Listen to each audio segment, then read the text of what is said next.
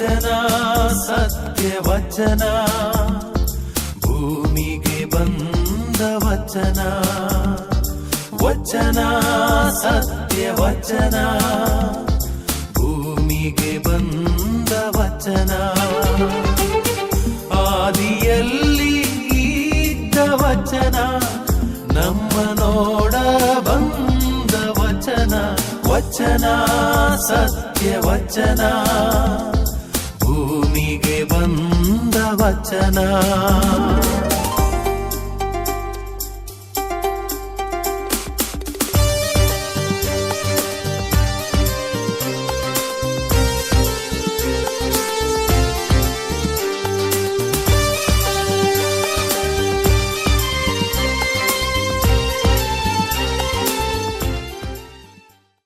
ಪಿತನ ಸುತನ ಮತ್ತು ಪವಿತ್ರ ಆತ್ಮನ ನಾಮದಲ್ಲಿ ಆಮೆನ್. ಪ್ರಿಯ ಸಹೋದರ ಸಹೋದರಿಯರೇ, ನಾವು ತಪಸ್ಸು ಕಾಲದಲ್ಲಿದ್ದೇವೆ. ಈ ತಪಸ್ಸು ಕಾಲ ನಮಗೆಲ್ಲರಿಗೂ ಬಹಳ ಪವಿತ್ರವಾದ ಕಾಲ. ಏಕೆಂದರೆ ಒಂದು ಕಡೆ ಯೇಸು ಕ್ರಿಸ್ತರು ಅನುಭವಿಸಿದಂಥ ಯಾತನೆಯನ್ನು ಸ್ಮರಿಸಿ ಅವರ ಪ್ರೀತಿಯನ್ನು ಅರಿತು ನಾವು ಆ ಪ್ರೀತಿಯ ಬಾಳನ್ನು ಜೀವಿಸಲು ಒಂದು ಪ್ರಯತ್ನ ಮಾಡುವುದು. ಎರಡನೆಯದು, ಈ ತಪಸ್ಸು ಕಾಲ ನಾವು ಪ್ರಾರ್ಥನೆಯಲ್ಲಿ ನಮ್ಮನ್ನೇ ನಾವು ತೊಡಗಿಸಿಕೊಳ್ಳುವುದು. ಆದಷ್ಟು ನಾವು ದೇವರ ಸನ್ನಿಧಿಯಲ್ಲಿದ್ದು ನಾವು ಪವಿತ್ರವಾಗಲಿಕ್ಕೆ ಪ್ರಯತ್ನ ಪಡುವುದು. ಮೂರನೆಯದು, ನಾವು ಒಳ್ಳೆಯ ಕಾರ್ಯಗಳನ್ನು ಮಾಡುವಂತಹ ಕಾಲ. ನಾವು ಕೇವಲ ನಮಗಾಗಿ ಬದುಕಿದರೆ ಅದು ಯಾವ ಪ್ರಯೋಜನವೂ ಇಲ್ಲ. ಆದರೆ ಇತರರಿಗಾಗಿ ಬದುಕಿದರೆ ಅದಕ್ಕೊಂದು ಅರ್ಥವಿದೆ, ಅದು ಸಾರ್ಥಕ ಬಾಳು. ಆದುದರಿಂದ ಇದರ ಬಗ್ಗೆ ಸ್ವಲ್ಪ ಧ್ಯಾನವನ್ನು ಮಾಡುವ. ಈ ಧ್ಯಾನ ಮಾಡುವಂಥ ಈ ವಚನಾಮೃತ ಕಾರ್ಯಕ್ರಮಕ್ಕೆ ನಿಮಗೆಲ್ಲರಿಗೂ ಪ್ರೀತಿಯ ಸ್ವಾಗತ. ಇವತ್ತಿನ ದೇವರ ವಾಕ್ಯ ಸಂತ ಮತ್ತಾಯನ ಶುಭ ಸಂದೇಶದಿಂದ ನಾವು ಕೇಳೋಣ. ಅಧ್ಯಾಯ 6 ವಾಕ್ಯ 1-4. ಜನರಿಗೆ ತೋರಿಸಿಕೊಳ್ಳುವುದಕ್ಕಾಗಿ ನಿಮ್ಮ ಧಾರ್ಮಿಕ ಕಾರ್ಯಗಳನ್ನು ಅವರ ಎದುರಿಗೆ ಪ್ರದರ್ಶಿಸದಂತೆ ಎಚ್ಚರಿಕೆಯಿಂದಿರಿ. ಹಾಗೆ ಮಾಡಿದರೆ ಸ್ವರ್ಗದಲ್ಲಿರುವ ನಿಮ್ಮ ತಂದೆಯಿಂದ ನಿಮಗೆ ಪ್ರತಿಫಲ ದೊರಕದು. ಅಂತೆಯೇ ನೀನು ದಾನ ಧರ್ಮ ಮಾಡುವಾಗ ತುತ್ತೂರಿಯನ್ನು ಊದಬೇಡ, ಜನರ ಹೊಗಳಿಕೆಗಾಗಿ ಕಪಟಿಗಳು ಪ್ರಾರ್ಥನಾ ಮಂದಿರಗಳಲ್ಲೂ ಹಾದಿ ಬೀದಿಗಳಲ್ಲೂ ಹೀಗೆ ಪ್ರದರ್ಶನ ಮಾಡುತ್ತಾರೆ. ಅವರಿಗೆ ಬರಬೇಕಾದ ಫಲ ಪೂರ್ತಿಯಾಗಿ ದೊರಕಿದ್ದಾಯಿತೆಂದು ನಿಮಗೆ ಖಚಿತವಾಗಿ ಹೇಳುತ್ತೇನೆ. ಆದರೆ ನೀನು ದಾನ ಧರ್ಮ ಮಾಡುವಾಗ ನಿನ್ನ ಬಲಗೈ ಕೊಡುವುದು ನಿನ್ನ ಎಡಗೈಗೂ ತಿಳಿಯದ ಹಾಗೆ ಗೌಪ್ಯವಾಗಿರಲಿ. ಅಂತರಂಗದಲ್ಲಿ ನಡೆಯುವುದನ್ನು ನೋಡುವ ನಿನ್ನ ತಂದೆ ನಿನಗೆ ಪ್ರತಿಫಲವನ್ನು ಕೊಡುವರು. ಯೇಸು ಕ್ರಿಸ್ತರ ಶುಭ ಸಂದೇಶವಿದು. ಪ್ರೀತಿಯ ಸಹೋದರ ಸಹೋದರಿಯರೇ, ಪ್ರತಿಯೊಂದು ಧರ್ಮಗಳಲ್ಲಿ ದಾನ ಧರ್ಮ ಎಂಬುದು ಬಹಳ ಒಂದು ಒಳ್ಳೆಯ ಪುಣ್ಯ ಕಾರ್ಯ. ನಾವು ಯಾವ ಭಾರತದಲ್ಲಿರುವ ಹಿಂದೂ ದೇವಾಲಯಕ್ಕೆ ಹೋಗಿ ಬಹಳ ಒಂದು ಒಳ್ಳೆಯ ಸಂಪ್ರದಾಯ ಈ ಭಾರತದ ದೇವಸ್ಥಾನಗಳಲ್ಲಿ ನಾವು ಕಾಣುತ್ತೇವೆ. ಅನ್ನದಾನ. ಅದೆಷ್ಟೋ ಜನರು ತಮ್ಮಲ್ಲಿರುವ ಆ ಒಂದು ಹಣವನ್ನು ಕಾಣಿಕೆ ಹುಂಡಿಗೆ ಅರ್ಪಿಸ್ತಾರೆ.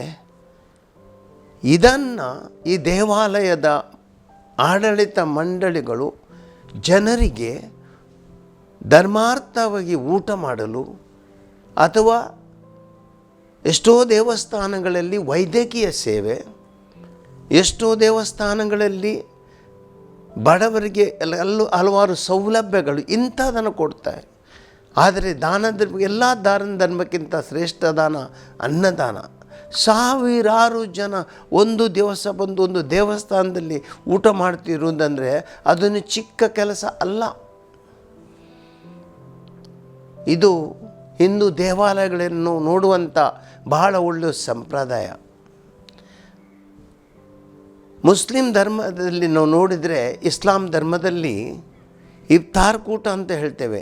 ಈ ಉಪವಾಸದ ಸಮಯದಲ್ಲಿ ಈ ಇಫ್ತಾರ್ ಕೂಟಗಳನ್ನು ಏರ್ಪಡಿಸಿ ಅದೆಷ್ಟೋ ಸಾವಿರಾರು ಬಡ ಬಗ್ಗರಿಗೆ ದಿನನಿತ್ಯ ಒಂದು ಊಟ ಕೊಡುವ ಸಂಪ್ರದಾಯವನ್ನು ನಾವು ನೋಡುತ್ತೇವೆ.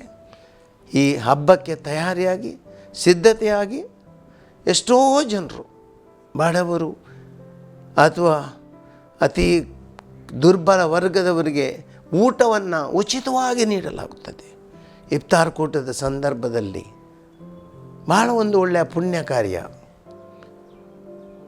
ಕ್ರೈಸ್ತ ಧರ್ಮಕ್ಕೆ ಬಂದರೆ ನಾವು ನೋಡುತ್ತೇವೆ, ಅದೆಷ್ಟೋ ಈಗ ಚರ್ಚುಗಳಲ್ಲಿ ನವೇನ ಪೂಜೆ ನಡೆಯುತ್ತದೆ. ಹಬ್ಬದ ಸಂದರ್ಭದಲ್ಲಿ ದಿನನಿತ್ಯ ಆ ಪ್ರಾರ್ಥನೆಗೆ ಬಂದ ಹಲವಾರು ಜನರಿಗೆ ಊಟ, ಉಚಿತವಾಗಿ ಊಟ. ಅದೆಷ್ಟೋ ದಾನಿಗಳು ತಮ್ಮ ದಾನವನ್ನು ನೀಡಿ ಈ ಊಟವನ್ನು ಸಿಗುವಂತೆ ಮಾಡ್ತಾರೆ. ಅದೆಷ್ಟೋ ಬಡಬಗ್ಗರಿಗೆ ವಸತಿಗೆ ಮನೆಯನ್ನು ಕಟ್ಟಿಸಿಕೊಡುತ್ತಾರೆ. ರೋಗಿಗಳಿಗೆ ಉಚಿತವಾಗಿ ಚಿಕಿತ್ಸೆಯನ್ನು ನೀಡ್ತೇವೆ. ಅದೇ ರೀತಿಯಲ್ಲಿ ಅದೆಷ್ಟೋ ಆಶ್ರಮಗಳು, ಯಾರಿಗೆ ತಮ್ಮವರು ಯಾರು ಇಲ್ಲ ಎಂಬುದವರನ್ನು ಆ ಆಶ್ರಮದಲ್ಲಿ ದಿನನಿತ್ಯ ಒಂದೊಂದು ಆಶ್ರಮದಲ್ಲಿ 500, 600, 1,000 ಜನ ದಿನನಿತ್ಯ ಅವರು ಧರ್ಮದ ಊಟ ಅವರಿಗೆ ಸಿಗುತ್ತದೆ, ವಸತಿ ಸಿಗುತ್ತದೆ. ಅದ್ಭುತ. ಅದೇ ನಾವು ನೋಡ್ತೇವೆ, ಬಹಳ ಒಂದು ಒಳ್ಳೆಯ ಸಂಪ್ರದಾಯ ನಮ್ಮ ಹೆಚ್ಚಿನ ಧರ್ಮಗಳಲ್ಲಿ ದಾನ ಧರ್ಮ. ಸಹೋದರ ಸಹೋದರರೇ, ದಾನ ಧರ್ಮ ಎಂಬುದು ನಿಜವಾಗಿ ಒಂದು ದೇವರು ಕೊಟ್ಟಂಥ ವರ. ಯಾರು ದಾನವನ್ನು ಕೊಡಲಿಕ್ಕೆ ಸಾಧ್ಯ? ಒಳ್ಳೆಯ ಮನಸ್ಸಿನವರು ಮಾತ್ರ. ಯಾರಲ್ಲಿ ತುಂಬ ಹಣ ಇರಬಹುದು, ಕೆಲವರಲ್ಲಿ ಚಿನ್ನ ಇರಬಹುದು, ಕೆಲವರಲ್ಲಿ ಆಸ್ತಿ ಇರಬಹುದು. ಅವರಿಗೆ ಅವಶ್ಯಕತೆಗಿಂತ ಎಷ್ಟೋ ಮಿಗಿಲಾಗಿ ಇಂಥ ಆಸ್ತಿ, ಹಣ ಅಥವಾ ವಸ್ತುಗಳು ಇರುವಾಗ ಅವುಗಳನ್ನು ಬಡವರಿಗೆ ಉಚಿತವಾಗಿ ಕೊಟ್ಟು ಆ ಉದಾರ ಮನಸ್ಸಿನ ದಾನವನ್ನು ನೀಡಿ ಅದೆಷ್ಟೋ ಜನರ ಹಸಿವು ನೀಗಿಸುವಂತಹ, ರೋಗಿಗಳನ್ನು ಗುಣಪಡಿಸುವಂತಹ ಮತ್ತು ಅದೇ ರೀತಿ ಜನರಿಗೆ ಒಂದು ಒಳ್ಳೆಯ ವಸತಿ ಸೌಕರ್ಯವನ್ನು ನೀಡುವಂಥ ಒಳ್ಳೆಯ ಕೆಲಸಗಳು ಈ ದಾನ ಧರ್ಮದಿಂದ ಎಲ್ಲ ಧರ್ಮಗಳಲ್ಲಿ ಆಗುತ್ತಿದೆ. ಇವತ್ತು ಯೇಸು ಕ್ರಿಸ್ತರು ಇದೇ ದಾನ ಧರ್ಮದ ಬಗ್ಗೆ ನಮ್ಮ ಹತ್ರ ಅವರ ಭಾವನೆಗಳನ್ನು ಹಂಚಿಕೊಳ್ಳುತ್ತಾರೆ. ದೇವರ ವಾಕ್ಯವನ್ನು ನಾವು ಕೇಳಿದ್ದೆವು. ನಿಮ್ಮ ಧಾರ್ಮಿಕ ಕಾರ್ಯಗಳನ್ನು ಅವರ ಎದುರಿಗೆ ಪ್ರದರ್ಶಿಸದಂತೆ ಎಚ್ಚರಿಕೆಯಿಂದಿರಿ. ಯಾಕೆ ಯೇಸು ಕ್ರಿಸ್ತರು ಹೀಗೆ ಹೇಳುತ್ತಿದ್ದಾರೆ? ಸಹೋದರ ಸಹೋದರಿಯರೇ, ದಾನ ಧರ್ಮ ಮಾಡುವ ಒಂದು ರೀತಿ ಇದೆ. ಯಾವುದಕ್ಕಾಗಿ ದಾನ ಧರ್ಮ ಮಾಡುವುದು? ದಾನ ಧರ್ಮ ಅಂದರೆ ತ್ಯಾಗ. ದಾನ ಧರ್ಮ ಅಂದರೆ ಅದೊಂದು ತ್ಯಾಗ. ನಾನು ತ್ಯಾಗ ಮಾಡುವುದು, ಇತರರಿಗೆ ಕೊಡುವುದು. ಆವಾಗ ಯಾವಾತನು ದಾನ ಧರ್ಮ ಮಾಡುತ್ತಾನೋ ಆತನು ಪ್ರತಿಫಲ ಅಪೇಕ್ಷಿಸುವಂತಿಲ್ಲ. ನೀನು 10,000, 1,00,000 ಅಥವಾ 10 ಲಕ್ಷ ರೂಪಾಯಿ ಕೊಟ್ಟಿರ್ಬೋದು ದಾನವನ್ನಾಗಿ. ಆದರೆ ನೀನು ಆ ದಾನ ಧರ್ಮ ಪಡೆದವರಿಂದ ಅಥವಾ ಇತರರಿಂದ ಪ್ರತಿಫಲ ಅಪೇಕ್ಷಿಸುವಂತಿಲ್ಲ. ಒಂದು ವೇಳೆ ನೀನು ಮಾಡಿದ ದಾನ ಧರ್ಮದಿಂದ ಪ್ರತಿಫಲ ಅಪೇಕ್ಷಿಸುವೆಯಾದರೆ ಇದು ದಾನ ಧರ್ಮ ಆಗುವುದಿಲ್ಲ, ಇದು ಒಂದು ವ್ಯಾಪಾರವಾಗುತ್ತದೆ. ಯಾಕೆಂದರೆ ನೀನು ನಿನ್ನ ಹಣವನ್ನು ಕೊಡ್ತೀಯ, ಅವರಿಂದ ಸತ್ಕಾರವನ್ನು ಪಡೆಯುತ್ತೀಯ, ಗೌರವ ಪಡೆಯುತ್ತೀಯ. ಇದು ಹಣವನ್ನು ನೀಡಿ ಗೌರವವನ್ನು ಪಡೆದುಕೊಂಡಂತೆ. ಇದಕ್ಕೆ ಅರ್ಥವಿಲ್ಲ ಯೇಸುವಿನ ದೃಷ್ಟಿಯಲ್ಲಿ. ಅದಕ್ಕೆ ಯೇಸು ಈ ಬಗ್ಗೆ ನಮ್ಮನ್ನು ಎಚ್ಚರಿಸುತ್ತಾರೆ. ಸಹೋದರ ಸಹೋದರಿಯರೇ, ನಮ್ಮ ದಾನ ಧರ್ಮಗಳು ಯಾವ ರೀತಿ ಇರಬೇಕು? ಯೇಸು ಕ್ರಿಸ್ತರು ಹೇಳ್ತಾರೆ, ಹಾಗೆ ಮಾಡಿದರೆ ಸ್ವರ್ಗದಲ್ಲಿರುವ ನಿಮ್ಮ ತಂದೆಯಿಂದ ನಿಮಗೆ ಪ್ರತಿಫಲ ದೊರಕದು.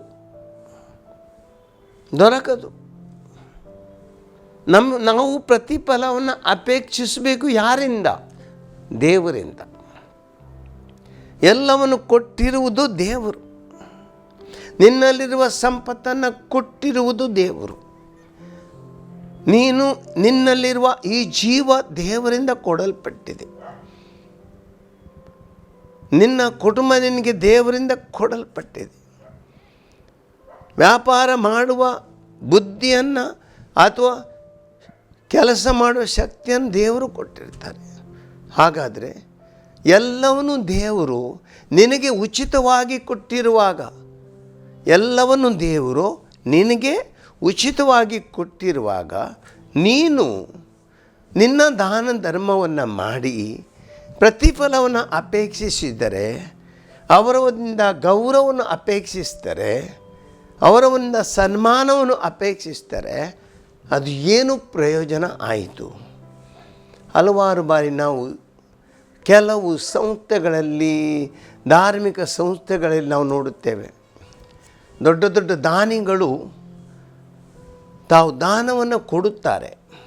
ಆದರೆ ದಾನವನ್ನು ಕೊಡುವಾಗ ಅವರಿಗೆ ಅವರ ಆಸೆ ಏನಂದರೆ, ನಾನು ದಾನ ಕೊಟ್ಟಿದ್ದೆಲ್ಲರೂ ನೋಡಬೇಕು, ನಾನು ದಾನಿ ಅಂತ ಎಲ್ಲರೂ ನನ್ನನ್ನು ಗೌರವಿಸಬೇಕು, ನನಗೆ ಮಾಲೆಯನ್ನು ಹಾಕಿ ಸನ್ಮಾನ ಮಾಡಬೇಕು, ನನಗೆ ಪ್ರಶಸ್ತಿಯನ್ನು ಕೊಡಬೇಕು. ಇದೆಲ್ಲ ಅಪೇಕ್ಷೆಗಳಿರ್ತವೆ.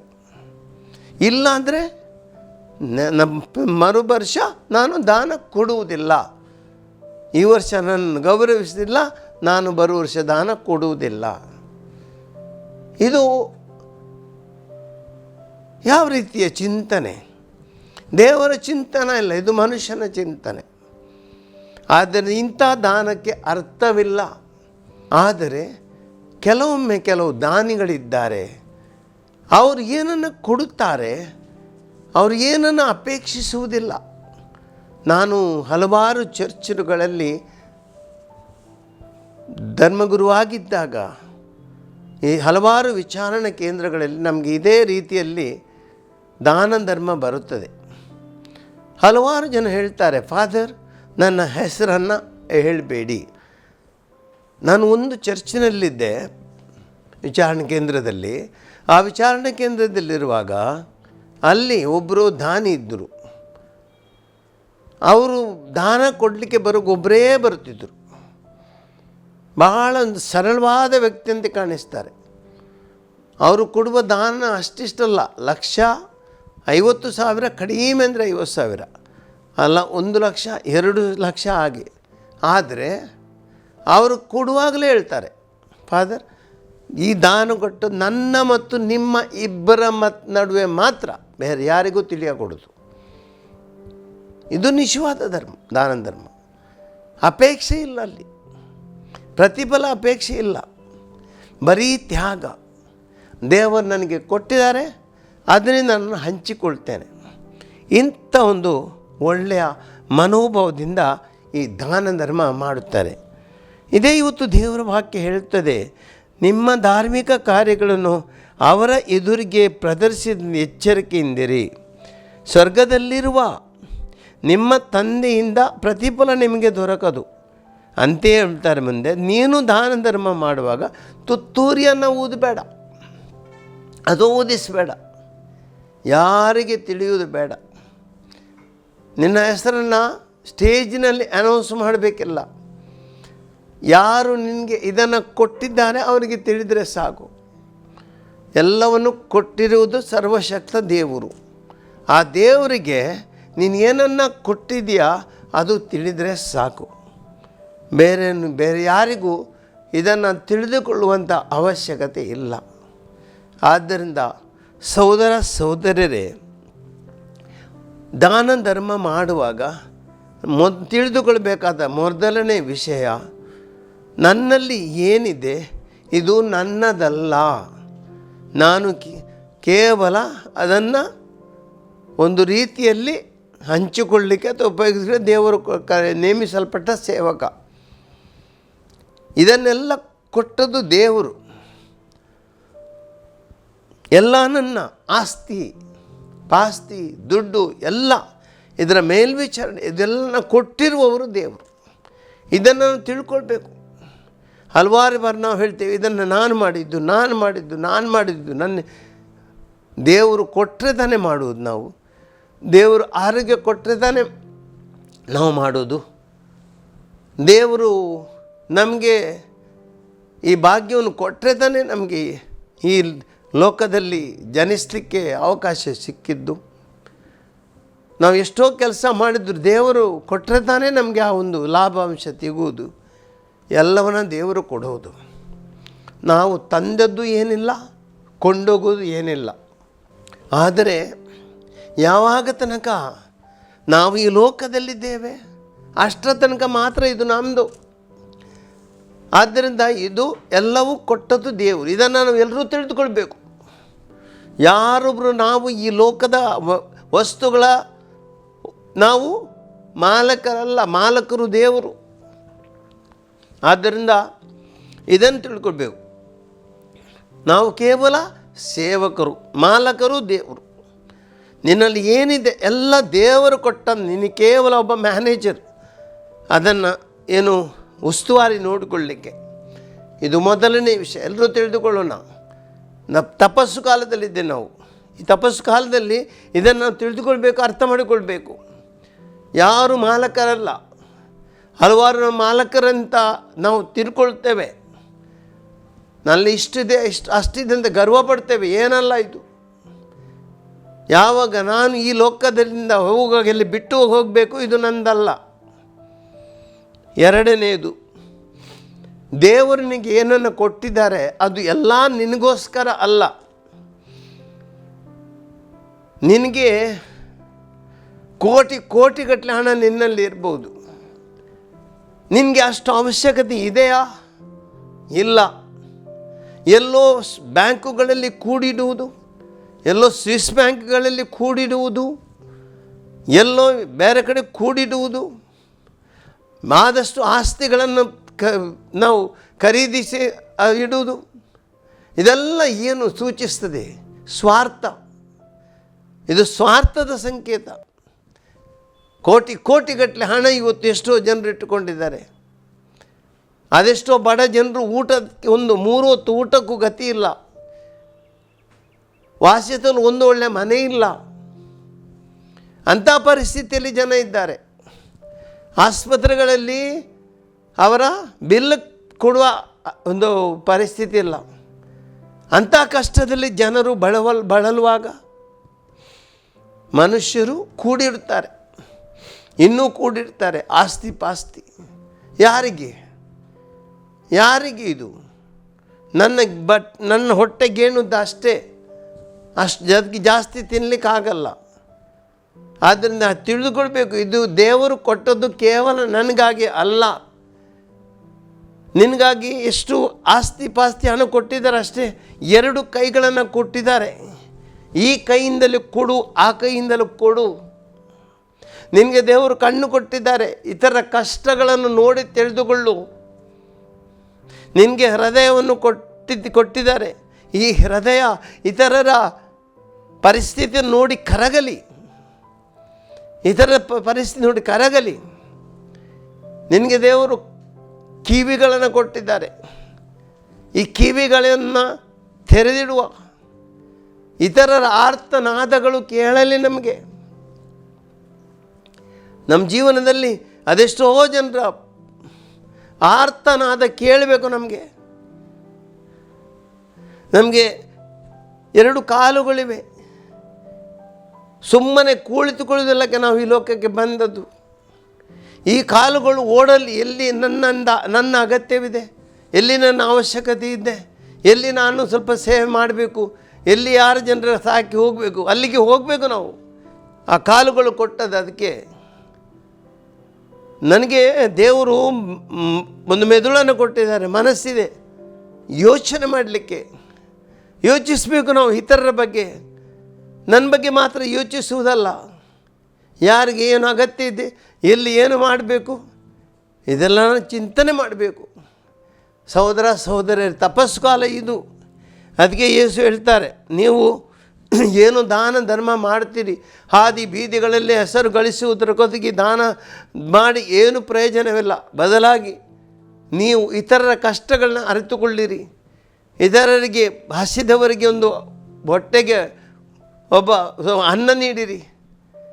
ದಣಿದವರಿಗೆ ಅವರು ಸ್ವಲ್ಪ ವಿಶ್ರಾಂತಿ ಪಡೆಯಲು ಜಾಗ ಕೊಡಿರಿ. ಬಾಯಾರಿದವರಿಗೆ ಸ್ವಲ್ಪ ನೀರು ಕೊಡಿರಿ. ಕಷ್ಟದಲ್ಲಿರೋರಿಗೆ ಸ್ವಲ್ಪ ಸಹಾಯವನ್ನು ಕೊಡಿರಿ. ಯಾರಿಗೆ ಮನಸ್ಸಿಗೆ ನೋವು, ಅದಕ್ಕೆ 2 ನೋವು ಶಮನ ಮಾಡುವ ಮಾತುಗಳನ್ನು ಆಡಿ. ಇದೇ ತಪಸ್ಸು ಕಾಲ. ಇದು ಮಾಡಬೇಕು ನಾವು. ಸ್ವಾರ್ಥದಿಂದ ಕೂಡಿಡುವುದಲ್ಲ, ನಾವೇ ಬೆಳೆಯುವುದಲ್ಲ, ಸ್ವಾರ್ಥದಿಂದ ಪಾಪಿಗಳಾಗುವುದಲ್ಲ. ನಾವೆಲ್ಲರೂ ಉದಾರಿಗಳಾಗಿರಬೇಕು. ಇದುವೇ ಯೇಸು ಕ್ರಿಸ್ತ ನಮಗೆ ಕೊಟ್ಟಂಥ ಒಂದು ಒಳ್ಳೆಯ ಕೆಲಸ.